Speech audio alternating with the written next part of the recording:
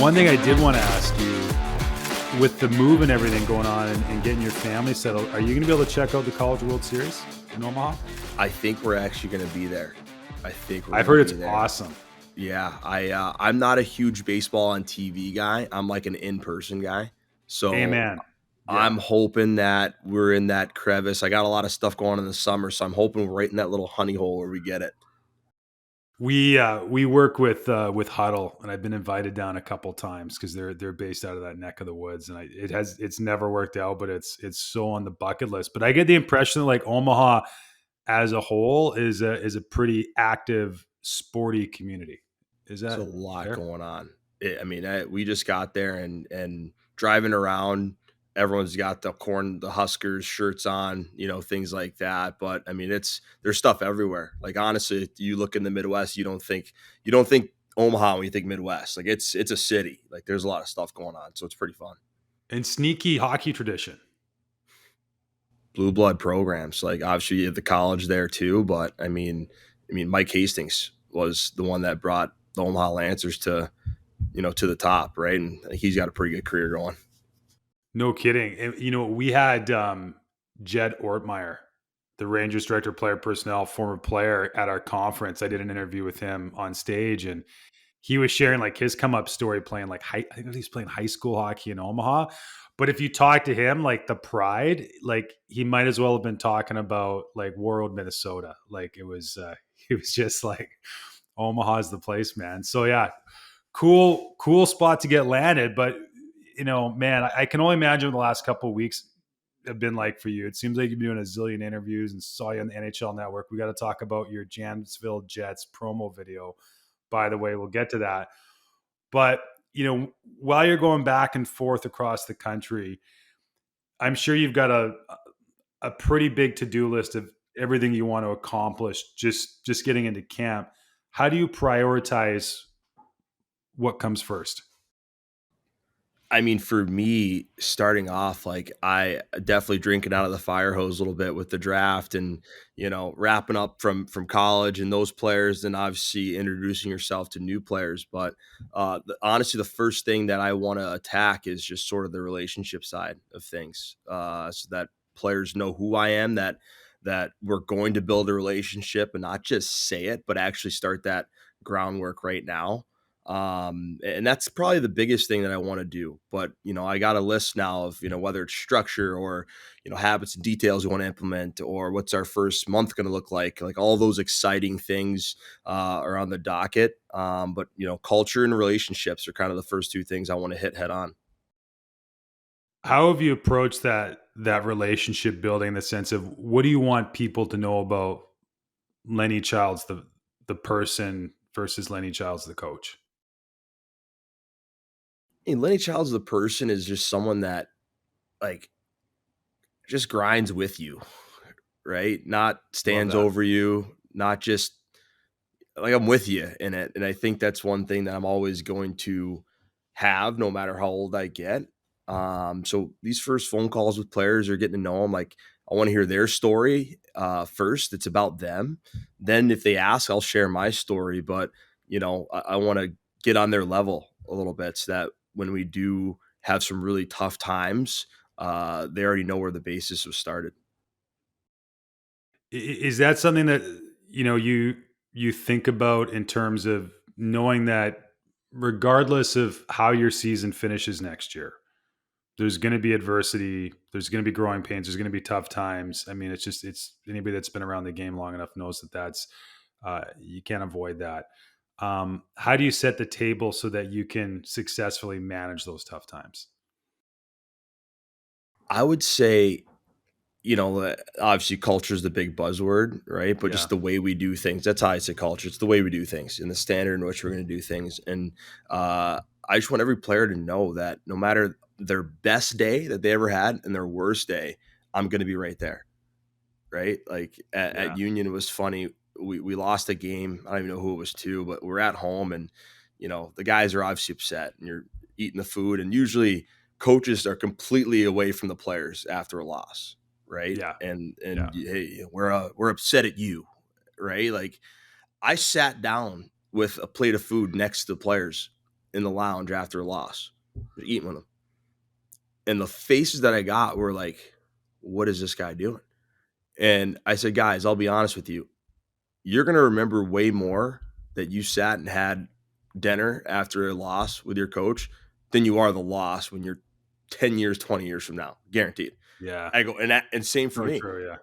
Like, and I remember that. I don't know who we played, but I know that I sat down with 4 different guys and we had a meal and, yeah, we lost. It sucks. We're in it together. Coming from Union, um, I would describe it as, I mean, that's a program that's, as a small school, has had a lot of success um, at the Division 1 level. But I would also describe it. I mean, it's a scrappy program, and I say that as a compliment. Like, it's not, it doesn't have like $1 million weight room in the brochure. It's not like it's doing it by, I sense, getting the right people on the bus that, to your word, fit that culture. What's the number one thing you're going to take from the 2 years on Josh's staff that you're going to apply here in Omaha? Yeah, Josh Hauge was phenomenal at family in the locker room and caring about players, right? And when you do your exit meetings, that's one thing that holds true in every single uh, person that comes in. It's just, how much do you guys care about us, right? And that's why I think in the transfer portal era, uh, we haven't really been worried about anyone leaving, right? Really? No, honestly, we brought in a really good freshman class that now was sophomores, so they'll be juniors next year. Yeah, And they're thick as thieves. Like, they're the boys, and they know yeah. we care, and they're in it together. So, I mean, we have some really good players. We have an All-American defenseman that's on that squad that I'm sure he's probably getting calls behind the scenes. And he's like, no, I'm not leaving. Like, this is where I want to be. So I think that's a testament to what That's Josh cool, does. man. It's crazy. That's really cool. Um, I have a bit of a theory on that, and I was looking up your background, looking up Josh's background, and I would say both coaches that maybe didn't necessarily come from decorated playing careers, that had around all the bases in their coaching careers. And I sense, when you talk about family, that sometimes that players like yourself, that you didn't have to go into coaching. I mean, you got a degree, you could have gone into a lot of other careers, but you chose coaching, you chose hockey. That maybe, based on your playing experience, that appreciation for that family environment, that family culture, maybe means a little bit more. Or maybe you recognize that as a player, like, that was more important to you, because you maybe weren't the player that was counted on to put the puck in the net every night, but you were counted to contribute to that, and recognizing that that's, in a lot of ways, as if not more important than having players that can go out there and put the puck in the net. 1,000%. I mean, that was my role. I was a third line grinder, penalty kill, net front of the power play. Someone got hurt, block shots. I'm the one when we're up by a goal out there, and the captain, right? Yeah. And uh, if I don't even know how many goals I scored, because I probably blacked out when I scored them. They're few and far in between, but I Yeah. mean, I remember the wins. I remember the blocks. I remember getting on the bench and guys are just cheering you on. I remember cheering other people on. Like, those moments are the one that, those are the ones that get my neck hair up, right? Not the superficial stuff. I guess, that being said, I mean, you've spent the last number of years going to rinks all around North America, scouting talent. Um, what would your scouting report be if you had a time machine and you could go back and watch yourself play back in those days? And what would be sort of the endearing characteristics where you'd say, hey, these are maybe the things that, regardless of role, these are the traits that, everybody's got to bring to the table here in Omaha? Well, I want more skill than I had, but I think it was just a relentless nature, um, on the forecheck, on the back check, just being noticeable every shift. That was a big thing, a part of my game that I love seeing in players. I would even say the toughness, the grit, just passion, perseverance, just having that mentality that you can't be stopped, and doing all the small little things right, going to the net. It's staying in front of the net, not peeling off, stopping and starting, all the stuff like that's not the fun stuff. Like it does matter, especially when you're a player that's maybe not the highest skill level. You got to do all those small things right to be in a niche that you can play with those guys. So I definitely look at those areas when I'm scouting. So like I'm reading up on you last night, and for listeners of the show, they know I'm a huge Alabama football fan, and they've got a new coach down there, Kalen DeBoer, and I was listening to this interview with him on Bussin' with the Boys, and he made a comment about one of the key things he looks for. It's like is just energy. And it's, you don't want energy vampires because that can just, regardless of talent, that can just suck the life out of a program. And I don't know what the terminology is. It might be your Twitter handle for the opposite of an energy vampire. But how important, like, how do you screen for that? Whether it's these conversations you're having with your returning players, incoming draft picks, recruits, etc. How do you screen for people that, hey, like, I think I can get in a foxhole with this guy, and no matter how tough things get, he's still gonna bring energy to the group and bring enthusiasm and optimism. You can't lie to your teammates, right? Your teammates see you, they see Yeah, your totally. actions, right? So I love asking the team, hey, who are the guys that you that get you going? Who are the guys that are always there, on the worst days, right? And they'll tell you straight up, and usually hear the same names, right? Brian Kane, who's a mental performance coach, who was at Vermont a while ago. He's got a term that says if you're juiceless, you're useless, and if you're juiceful, you're useful. So you got to bring the juice. Dude, that's awesome. All right. So I So good. stole it right from him. I love saying it's so true, right? Like Yeah. I don't care if you're like not a guy who gets rah, that's fine, but like you got to bring some like level of like passion, enthusiasm to do what we do, So I love asking the players because they're pretty truthful. Um, I love that, and that's gonna get recycled somewhere. That's awesome. In your previous role with Union, you're traveling around. I think this is a hidden benefit in coach education, especially at the NCAA level, is you get to watch a lot of practices. Like you get to go to different junior leagues, see how coaches do things. You get to jump in there and probably talk to them a little bit when they're guard down. Can you highlight, maybe a couple of areas where you think, gosh, like my skill set in running practice has been enhanced from cherry picking a few of these things. You don't have to give the source, but just some areas where you say, man, that now that I'm running my own, steering my own ship, here's some things I'm looking forward to implementing. Yeah, I would say honestly, like probably not too many colleges, or even junior teams. I didn't watch a lot of practices through there, but like when I went to Seattle for their development camp, the team ran a practice. So Hackstall and Jay Leach and Dave Lowry and McFarland, they ran a practice, and um, just to see how that was run and be in the room while they're planning it, to see like just the timing and where they want to do, what they wanted to accomplish. Like that was really cool for me. And I got to get on the ice with them when they were in Buffalo for a game. So I went for a practice before and a pregame skate. I was just goo goo gaga out there. Yeah, I But like bet. just the detail. You know what? I've been behind that curtain a handful of times, and I described it to people. I haven't been like, um, in say a Broadway show, but my sense is it's almost similar. Like it's such a production, and they've got this visual outcome of how it's supposed to look, the timing of everything, the efficiency, etc., and just how much care they have in ensuring that all of this plays out, in the way that they envision it. Yeah, I think it gets lost on just how much work goes in behind the scenes to operate a practice at that level. For sure.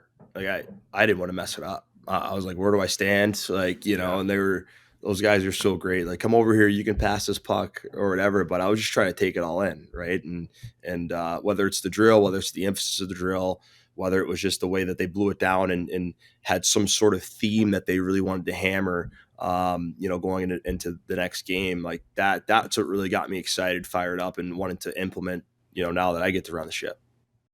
Do you have like a sense of, and I can see how easy it would be, being in your shoes right now, first time head coach and taking over a program. Like, I think like anybody that's, been in coaching, you accumulate all these tips, all these ideas, and then man, you get this opportunity and you want to be the fire hose and you want to just get it all out there.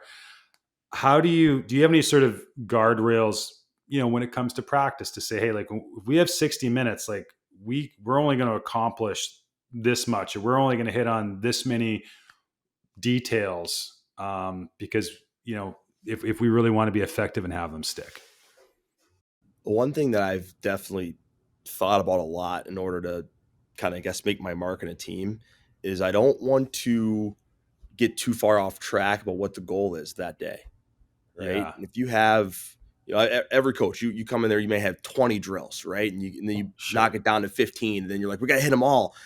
You think the players really remember the emphasis of what's going on? Like, there's no way, right? So, I think actually it was Toronto Maple Leafs. I saw it in a video maybe like 2 or 3 years ago. I think it was Keith. Had the video, the TV outside of the glass, and he was doing the video before the drill.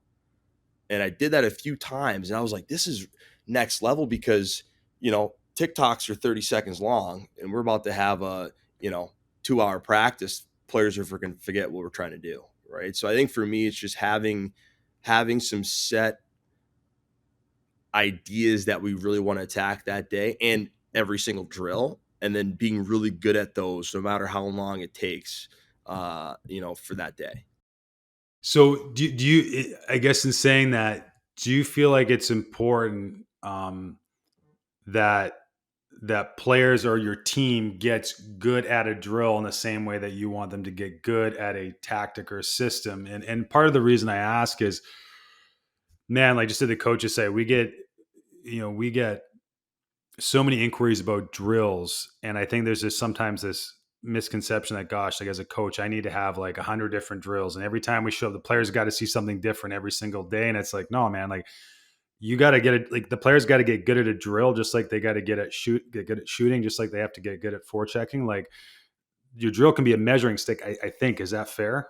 It's very fair, and I think that's exactly my thought process: is get that measuring stick drill that you can see improvement on. When you do it from week to week, right? And you have to spice it up a little bit in order to keep their attention and add new things. But my thought process would be do a drill that you finally get the hang of the structure, so that now after you have the structure, you can really fine tune the details within that drill. Right. So if it's a line rush drill, maybe today we're really working on a Royal Road pass, or maybe we're really working on a pass off the heels of the defender or middle drive. Maybe we're really looking at a hard release to the net drive guy that's going to stop Yeah, behind the like net, that. right? Like, so those are the details we really want to hammer on. We can't be changing, at least my opinion, change a million beginnings of the drill. So now they're not really dialed in on what they have to focus on, if that makes sense. Yeah, no, that totally makes sense, and I think that's a great point of emphasis, just for our listeners, that, again, you don't have to change the drill, but you could, the same drill could focus on an entirely different aspect or detail, on a day to day basis. I um I have a habit. I listen to, or I try to listen to, every morning when I get up. It's easier to do in the playoffs because there's less games, but I listen to press conferences, and I love hearing coaches. I think they share a lot, maybe when they're coming down off the high of coaching a game, especially like last night when both games go in overtime. Um, but Peter Laviolette kind of provided the link that, you know one of the reasons that the Rangers have been able to get through a lot of adversity is that, um, the rink's a fun place to come to, and that in his experience, as somebody that's been doing this a long time, that, oftentimes that is the source of the grit that you need. Um, you know, I appreciate in the USHL, and I don't have the hard data on this, but I think it's fair to say there it might be the league with the most turnover across all, maybe more than like the East Coast Hockey League, across just, junior hockey, university hockey, pro hockey. You just have a lot of new players showing up. That's, the opportunity where the chemistry can really work for you, but equally it could work against you.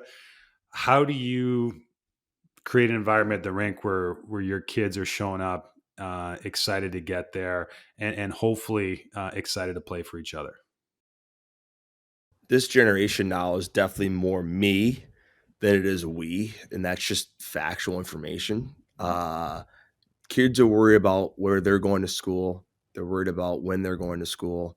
They're worried about how they do when they get to school, and sometimes they're just kind of forgetting about being where their feet are, right? And that 10 inches in front of their face. And I think we do have to make it about them. It's their game.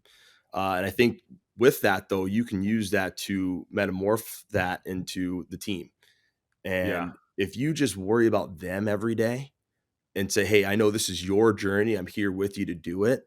I really think you're going to find a way to get their best and have smiles on their faces, right? To do that. And it's not always going to be easy. That's Yeah. not the goal. Like if you have high driven individuals, like it's going to be hard, but just like anything, like you're going to see the reward at the end if you can keep the theme that you're trying to do in a good manner that guys are excited to do it. Yeah. So take me through, like, I'm a player for you, and I come to your office in end of November, and I'm like, hey coach, um, I really want to get a scholarship this year. I know I need to score more goals to do it, and I need some time on the power play, and I'm not getting time on the power play. And and you probably noticed my attitude maybe isn't reflecting the values that we sound off around here. How do you deal with that? But for me, it's starting off with, okay, let's begin with the end in mind. And that's the one thing we'll start every year is where do you envision yourself at the end? Okay, it's school, it's getting a scholarship. All right, now let's bring that back down and let's worry about what we can do right now in this moment. And a little bit self-reflection. Where are you at in your game? Do you feel like you should get power play time right now? Okay, yes, I do. Perfect. All right, why do you feel like that? All right, let's look at the video. All right, here's the video. Okay, maybe we can fix something here. Who's your favorite NHL player? Okay, perfect. All right, Patty Kane. Let's look at some Patty Kane clips. Let's see Kane work on that same power play move you did. What's the differences? Right, like drawing Yeah, from that's that. great. Right, so I definitely those hard conversations are going to come, and I'm actually excited for them because that's where you really get to build that extra trust in relationships. Instead of just saying, "Hey, you're not good enough for the power play." That could be the case. I'll tell you right now, you're not good. But here's what we can do to make you better. And if that's the goal you want to have, let me work with you. Is that kind of where, I guess, the rubber hits the road for coaches today, because there's things like video that players get access to. So there's, while you can provide, like, so it's great to show those clips, but ultimately to really see it all the way through, that means you got to get on the ice with them earlier. It means you got to show them, create a development plan so you can show them that you're invested. Just going back to I just posted to Twitter before we jumped on here. Jared Bednar last night was talking about Miles Wood and talking about how, because he scores that great OT goal, blows past Miro Heiskanen, and he was saying, like, hey, like, he's a guy that came in with this skill set as kind of a good skater, good checker, and part of our job as coaches, we had to help him develop the skill so he could score a goal like that for us in overtime when we needed him to. But that puts a in an already strenuous job, I think that puts, demands more bandwidth and more of a strain on coaches. So I was definitely one of those players that I got put into a box when I played when I was younger. Hey, your hands aren't very good. Okay, so just block shots. Don't mess it up. Dump the puck in. Do be really good at that stuff, right? And I did it and I had a great time. But if I would have had someone say, like, hey, okay, your hands aren't great, but let's work on it, right? So to keep evolving me, right? That's what the name of the game is. And I think the feedback aspect to your point about like an individual development plan, that's all these kids want. It's just feedback. right? Like, where am I at? What do you think of me? Like, because they all about what do you think about me? Why am I not getting ice time? If I tell you what I think, but also tell you here's the process to improve, now I think the buy-in you get from them is going to be on a greater level, right? And now you can do some things with that. How often, and I know that you had a role when you were with Des Moines, overseeing player development. What would be a recommended cadence for how frequently you check in with players and say, "Hey, like the last time we spoke, we talked about these parts of your games. Here's some of the actions we did. Here's what we asked of you. Now we're going to see where the progress is and perhaps what we're going to focus on next." As an assistant, it was a weekly thing. I had Yeah. guys Okay. for video. It was kind of like, hey, you're coming in 12 o'clock on Tuesday. It was every Tuesday. So it was awesome feedback, even for me as a coach to see were they retaining information, were they doing anything with it during the games, were they getting rewarded during the games, did they take any steps back, and then let's re-rack at the end of the week to set a plan to make it happen the next week. So it was a weekly thing, and you get to see the improvement and you get to see the feedback of like, hey, all right, you said you were going to do this, and let's grade yourself. How is your effort level on these pucks? Okay, Yeah. D. Well, that's last. Yes, and that's I'd keep a log. Last week you told me it was a D. Now it's a D. Why isn't that getting better? Now we could think through that process, right? But yeah, weekly for us was kind of the goal. How you mentioned you keep a log. Like when you're communicating with players, how much of that are you tracking for the players' benefit, but I'm assuming for your benefit as well? And where does that go? So I in Des Moines, I had just kind of a little notebook that I just kind of kept on my desk, and then it changed to I had something on the wall where I had the player's name and what they were working on, for that month or whatever it was. So we can literally just look back up there and say, hey, Yeah. 3 hard strides. How are we doing with that? And now I switched to the iPad, so now I got the new age going. But it's good because you want them to know that you're also thinking about them and that the last conversation one didn't just fall on deaf ears, right? Hey, this is what we said last week. What do you think?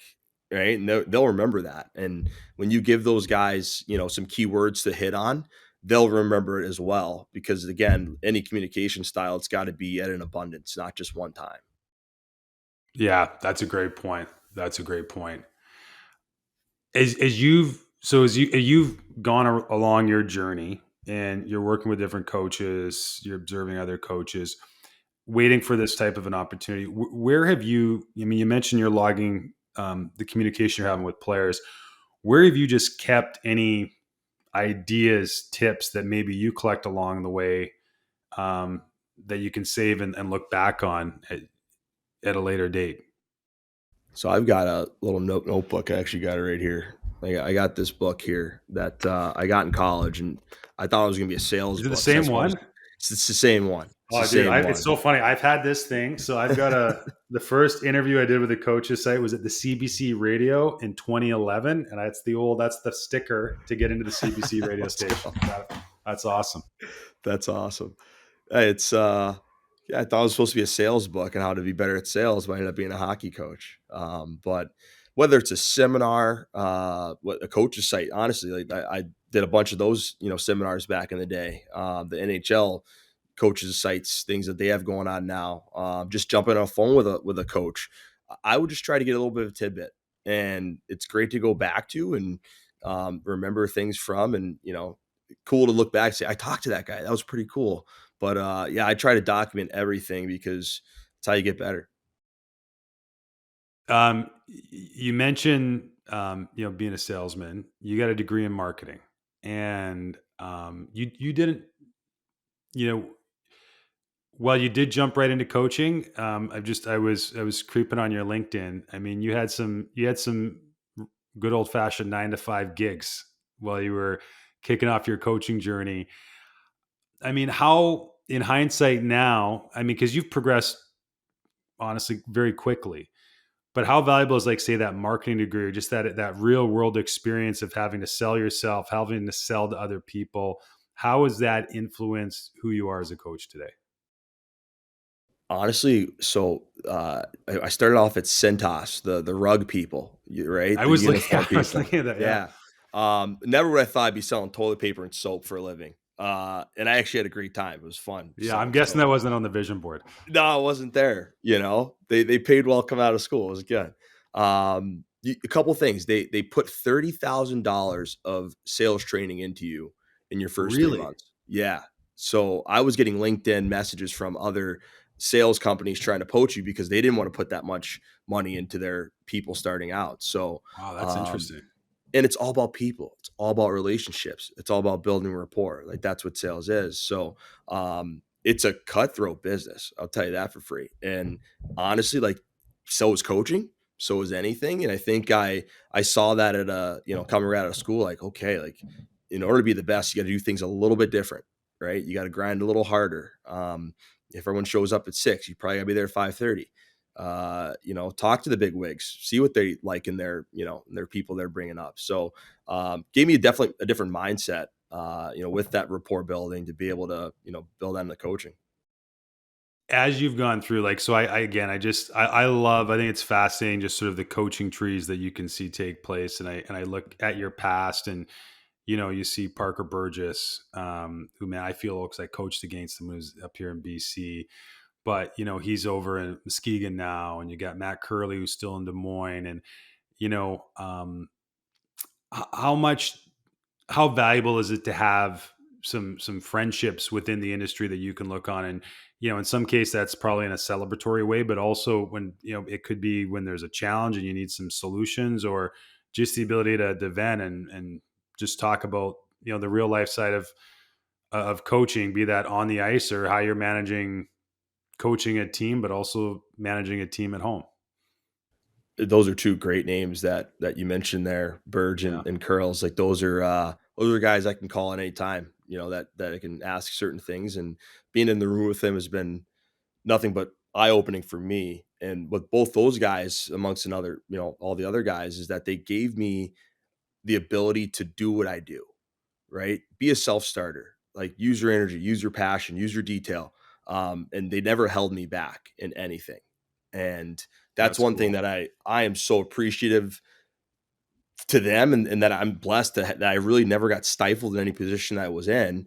And they let me run with it. And that's something I'm excited to bring, and do for the next assistant coach that I have, to help their careers come along.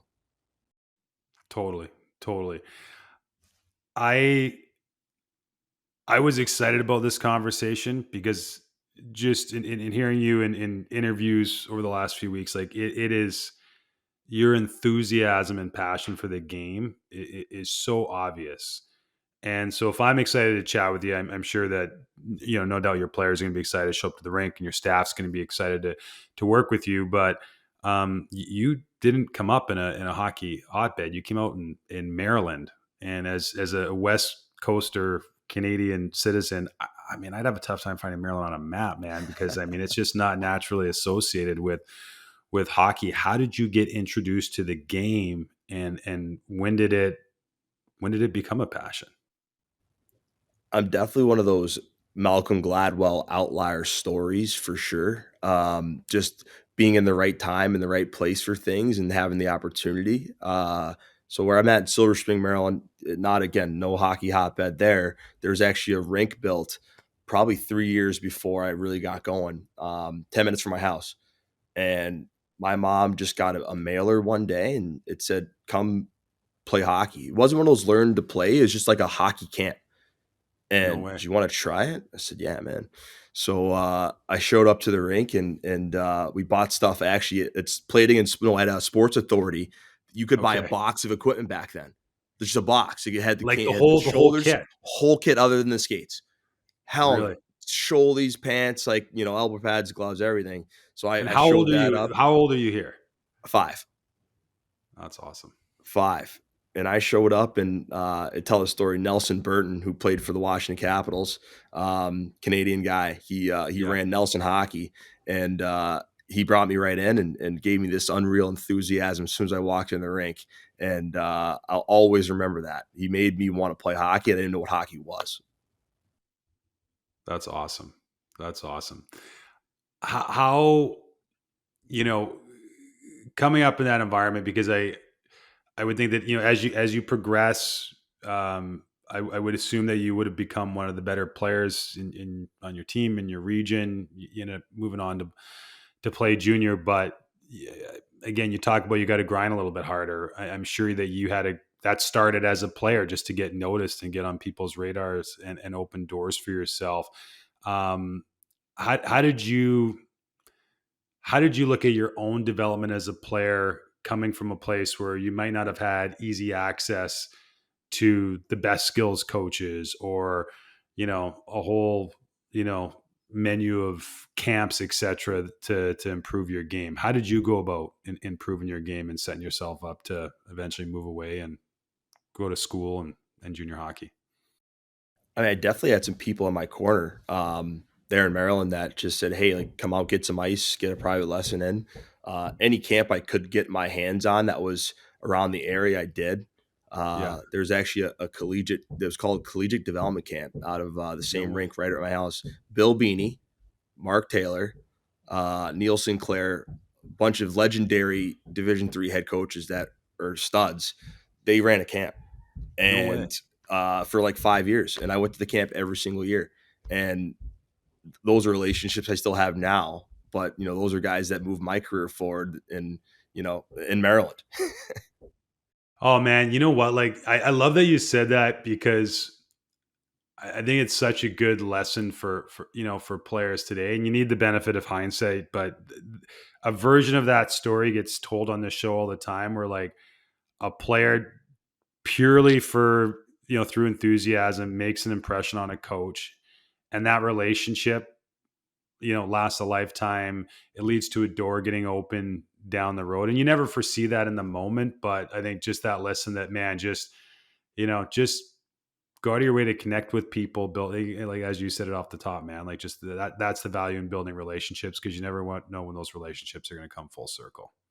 100%. I mean, Bill Beanie, I saw him at the coaches convention in Naples last year with Mark Taylor, just won the D3 championship, right? And the funny thing is I would never got into their schools. My grades weren't good enough. And they told me that right away. Lenny, we love you, but not sure you can come to Middlebury.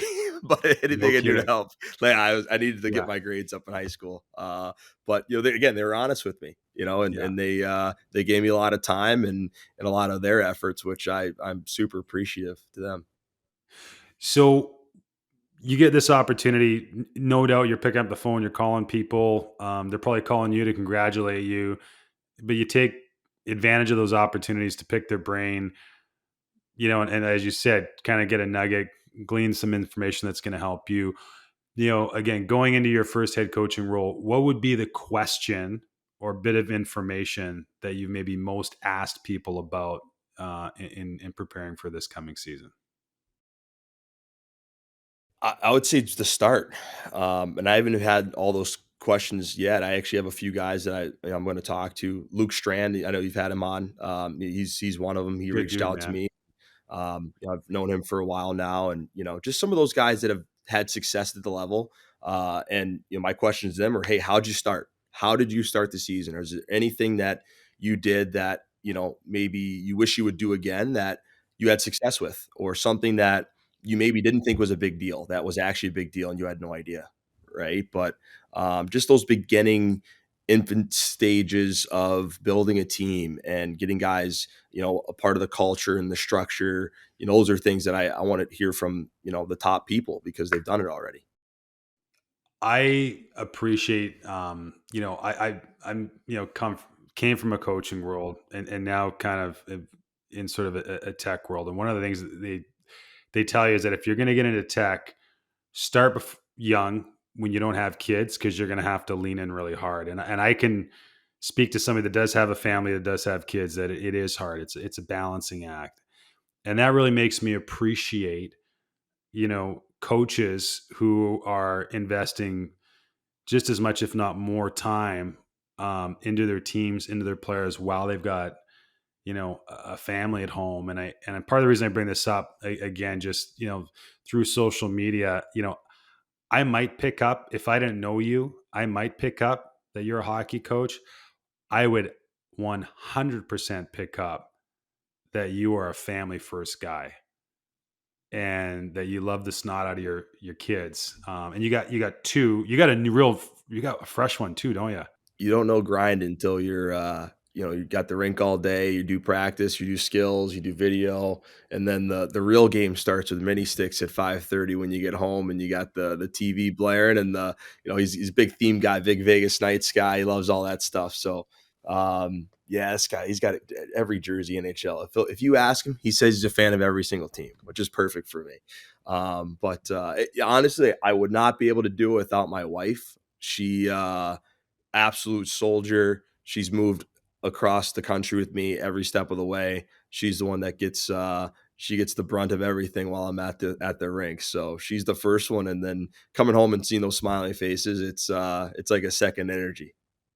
Did your wife? Did she come from a hockey background, or did she know what she was getting into when she started hanging out with a hockey coach? Yeah, we actually met in junior hockey. No So way. I think she figured out pretty quick, like, this is what it's like. So, Yeah, yeah, I mean, ever since then, she didn't have a hockey background, but, you'd think she is because she's already a really good hockey mom, but she's just always ready. When's the next move? I'm ready. She gets the U-Haul, she gets the movers, she gets the house, like, to have that support, off the ice is something that I cherish for sure. that's awesome, man. That's really really cool.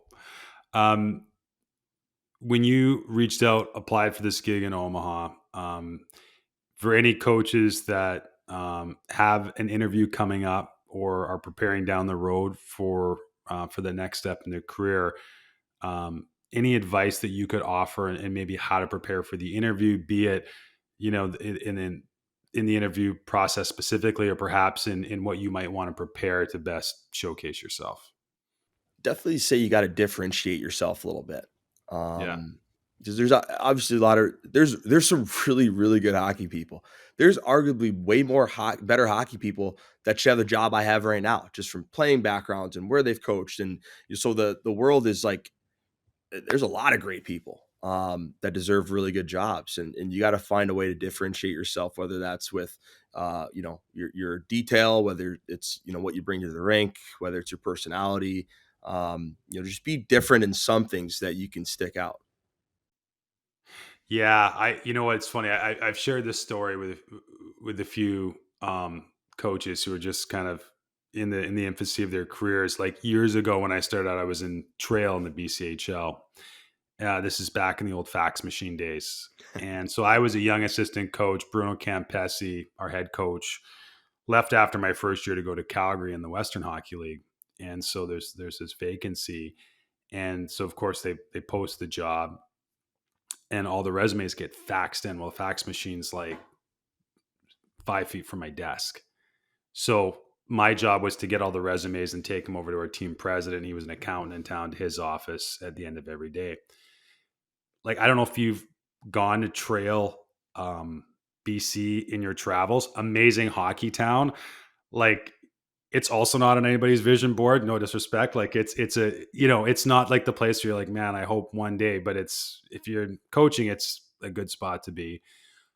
We had like 120. I remember like exactly. We had 123 applicants for that job, from ex NHL players to longtime coaches. And I think seeing that early on, I was like, holy shit! Like, this is these jobs are tough, man. Like, these jobs are really tough to come by. Yeah. No, Yeah. it's, honestly, there was a coach that, this was 5 years ago. He's been on the pod for sure, but he was going after a college job, and, he asked me 'cause I'm pretty good with computers. He asked me to put a few things together for him, like, just colors and, templates, and I'm like, "Man, he's doing a lot of work for this." Like, he's got the colors of the school, he's got the depth chart, and I'm like, "Man, it seems like an overkill," right? And he didn't get the job. And I'm like, "Wow, if that was an overkill, like, he has to go more, right?" So, I mean, I remember with Matt Curley, I shot him over. I just made everything that I had for Janesville, Des Moines. So, and then I went to Des Moines Video. I put some video clips together, sent him with the logos on it, and put a few things in there so that he could just be like, "Oh, okay, this guy's maybe dialed and can maybe do some video editing for me." And that maybe might be my end. You know what? That brings up an interesting point. Computers and there is I think in the industry now, like it's not a nice to have. It's a skill set that you need to have to be successful. Um, just maybe can you elaborate like just on how valuable that's been and just being because I mean whether it's preparing a deck for an interview or just the amount of video you're cutting up, and I think just overall I would sense that in the short time that you've been involved in coaching, like every year there's probably new software, new applications that can they can make your job a lot easier, but they can also stress you out if you're intimidated by technology. Yeah, it's technology world now, and I mean, you have this abundance of information, right? From statistics to extra video. We have 6 video softwares. You got practice video. Yeah. You have to find a way to dumb that down to a little small package to 15, Yeah. 30-second clip for a player, right? And to draw their attention. And you see what happens with them now. If they go on Twitter, it's bright colors, it's infographics, right? So if you can, That's a great point. Yeah, I've never thought that's a great point about social media and how kids are used to soaking it up. that's what they do, you know? Nobody wants a So Word doc anymore, do they? That's my place, man. I know my way around a Word doc. bullet points, bullet points, Exactly. but that's what they do. So the best I can put that in something that'll grasp their attention and encourage action, and computers is honestly the way that you got to do it now. Yeah. No, that's a great point. That's a great point. I've noticed that now, like just throughout the year, I'm lucky. It's just interesting as you bring that up. Like, I get the opportunity to travel around and meet coaches and go in their locker rooms. And I've definitely noticed, it used to be the good old fashioned plain whiteboard where they, write the lineup and, magic marker and, you know, might throw a slogan. That space in the locker room has evolved and become, there's probably a lot more creativity and just how those messages are sent. So I think that's a really good point. Lenny, I got a couple of technical type questions for you. You're in union, you're in charge of the PK. When you're pre-scouting an opponent, what are you looking for? What's going to influence the strategy that you counter with? So for us at Union, we had a penalty kill sheet that we'd put together, colors, names, hands of the players, how many shots they took, shot attempts the last 10 games, uh, how many goals they've had the whole year, and then some tendencies of those players, and put into their formations, and then a few things that we can do to attack it. What I found is that pretty much everyone ran a couple different schemes, but it was really the players that you really had to key in on, right? So last year we had, going against Harvard's power play, they had Thrun, LaFerriere, Coronado, some pretty big name players that are playing in the Ball NHL. players. Yeah, ball players. And honestly, yeah, they're running a 1-3-1.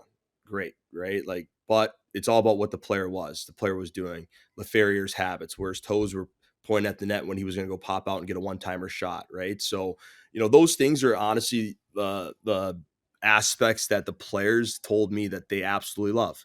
They know what structure they're going to be in. They need to know what's going to happen. If this happens, that happens, right? Yeah. And I think that's the one thing I honed in on a little bit more this year that led to a lot of success because the players bought into it.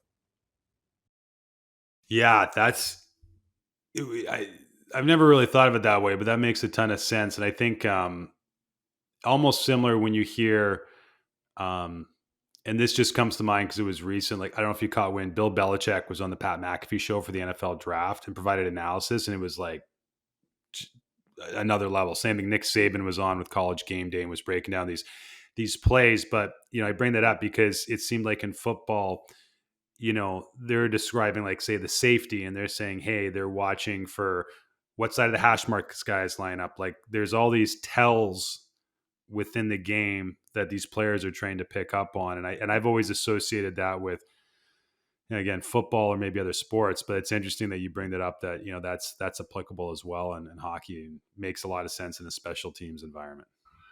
Yeah, I mean it's definitely they're really good players in college, right? Like they definitely can go Yeah, on their own page and do some things. So, who knows that if that guy's gonna make a pass to the goal line, or is he gonna try to skate it and shoot, right? But players do have tendencies. If you watch enough, you watch enough detail, you'll see them do the same things.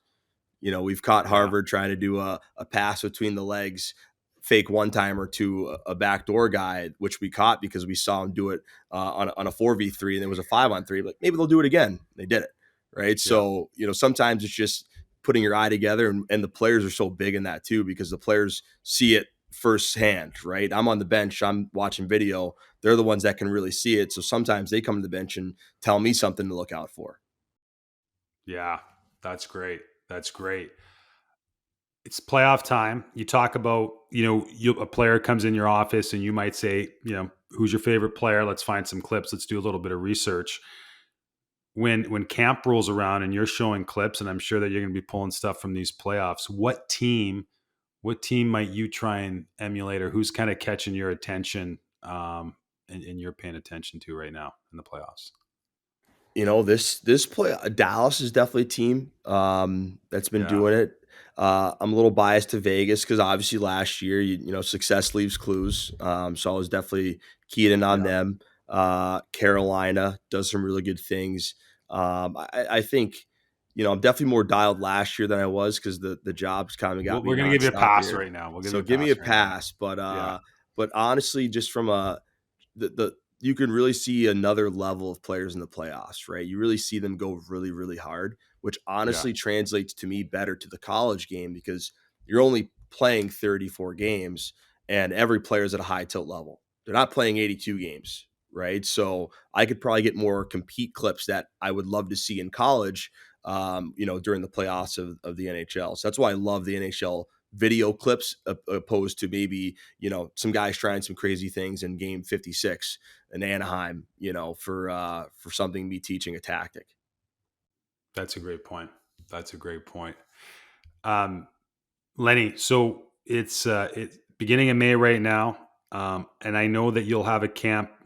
USHL teams generally in June or early July. You'll have some sort of a camp. You come back end of the summer. Between now and puck drop in the regular season next year, um, what are you going to do? What are you investing your time into to get better? Definitely going to read some books. What do you Probably got? just What do you got? so I'm going to reread a few. Okay. Grit by Angela Ducksworth Yeah. is one book that I'm highly in on. The Culture Code.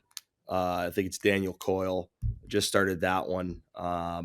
Just kind of want to build a little bit of what I want to bring into the year. Again, that book of notes, you got so many of them, but I want to truly hone back in on what it is, and I want to find a book for our team to read too. I think that's one thing I want to do. Have you done that before? That's cool. As so actually Parker Burgess did it when we were in Janesville. Yeah. And then my old coach Jason Kirschner, who's in Sioux City, he did it when we were players when he Really? coached in AAA. Take me through like just that process. Like you hand the books out, then what? Hand the books out, whether it's like a monthly check in or maybe a couple weeks check in with hey, read the first 3 chapters and let's have a talk about it. But anything we can do in order to forecast and set the stage for what we're trying to do when we come in on day one. Right. Instead of Yeah. explaining your whole culture on day one, that big 2 hour meeting everyone does, right? This is what we're gonna do, and then you never talk Yeah. about it again. Like let's have a couple of those tidbits throughout the summer so that guys are, fabricated a little bit what we're gonna try to accomplish when we get there. So that's the hope right now. But those are a couple books that are on my nightstand. Love it, man. That's cool. Well, hey, listen, I know that you got a lot of balls in the air right now. We appreciate you coming to spend some time with us. And like I said, man, I think you've had a really cool journey to this point in your career, and really excited for you and the Lancers and that program, and what you're going to bring to it. All the best. I appreciate it. Thanks for having me on.